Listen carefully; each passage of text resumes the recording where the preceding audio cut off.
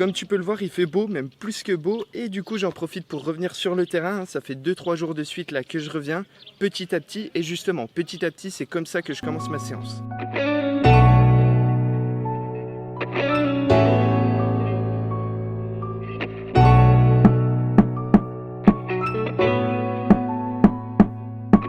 Après cet échauffement proche du panier, on se challenge sur un travail de shoot qui va justement nous y éloigner. Le principe est simple, la réalisation un peu moins. On part sous le panier et reculons d'un pas à chaque shoot réussi. Le but est d'arriver jusque derrière les 3 points, marquer son shoot et donc compléter la série de 7 tentatives de suite. Bien sûr, chaque raté nous fait recommencer à 0 et nous inflige une pénalité de 2 pompes. Ça peut durer 2 minutes comme 30. Ça met nos bras sous tension mais surtout nos nerfs. Suspense.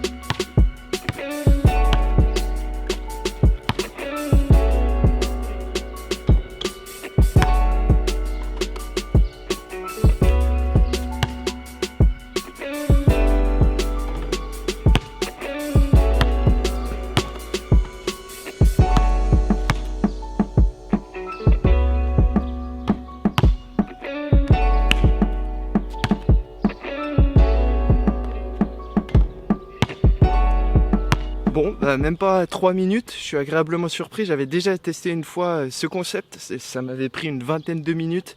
Vraiment, c'était galère. Là, en plus, avec les pompes, ça va, j'ai pas eu le temps d'en faire énormément du coup. Mais je pense que dans la durée, ça peut faire très mal et être dur de finir ces séries de shoots parce que ça pèse dans les bras quand même, mine de rien. Et le fait d'accumuler les shoots, hein, ça fait travailler. Mais nickel, là pour le coup, impeccable. Aujourd'hui, je te partage un conseil pour tenir une habitude et franchement, il est très facile à mettre en place, pourtant ça vaut vraiment des points. C'est tout simplement de marquer clairement chaque jour où tu le fais. Donc boum, une croix sur le calendrier, un bâton dans un carnet. Moi, ce que je fais, c'est tout simplement de surligner le jour. Voilà, de la sorte.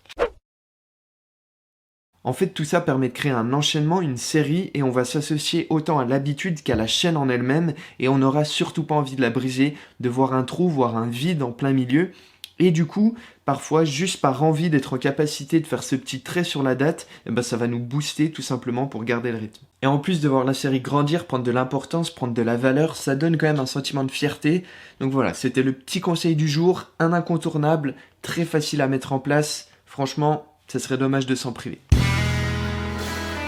Alors juste avant de te présenter ma petite séance du jour, propos introductifs, 2 choses. Alors je suis en débardeur parce que j'ai joué au basket tout à l'heure, je comptais bronzer, j'ai plutôt pris les coups de soleil, voilà. Donc pense à mettre de la crème toi aussi si tu as une peau un peu fragile comme moi. Et la deuxième chose, la plus importante, c'est qu'on m'a très gentiment prêté ce super banc derrière. Maintenant j'ai plus d'excuses, je vais tâcher d'en faire bon usage et encore merci beaucoup. Alors ma petite séance, ça correspond juste à un circuit training où j'enchaîne un peu tout sans temps de repos. J'ai trouvé ça sur la chaîne YouTube de la Légion étrangère avec le Major Gérald, donc merci à lui aussi. Je vous montre ça tout de suite en vidéo, à ma façon bien sûr. Alors j'ai modelé le circuit training à ma convenance, mais je mets le lien de celui proposé par la Légion étrangère en description. On enchaîne tous les exos sans récup et on travaille son corps de manière généralisée.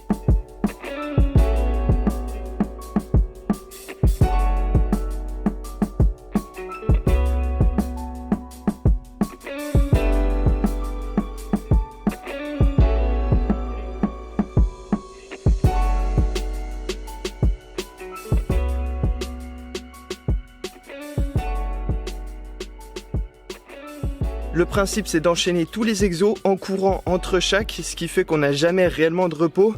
On a juste, voilà, quelques petites courses de 20-30 mètres en footing pour redescendre un petit peu et pouvoir réattaquer tout de suite le prochain atelier. Donc je trouve ça assez physique, hein. Vous pouvez faire plusieurs séries de 3, 4, 5, enfin voilà, après il faut s'adapter suivant vos capacités et vos envies. Mais en moins de 10 minutes, ça fait déjà un super combo pour bien travailler. J'ai voulu profiter de la dernière heure du jour pour venir filmer et agrémenter un petit peu ma vidéo.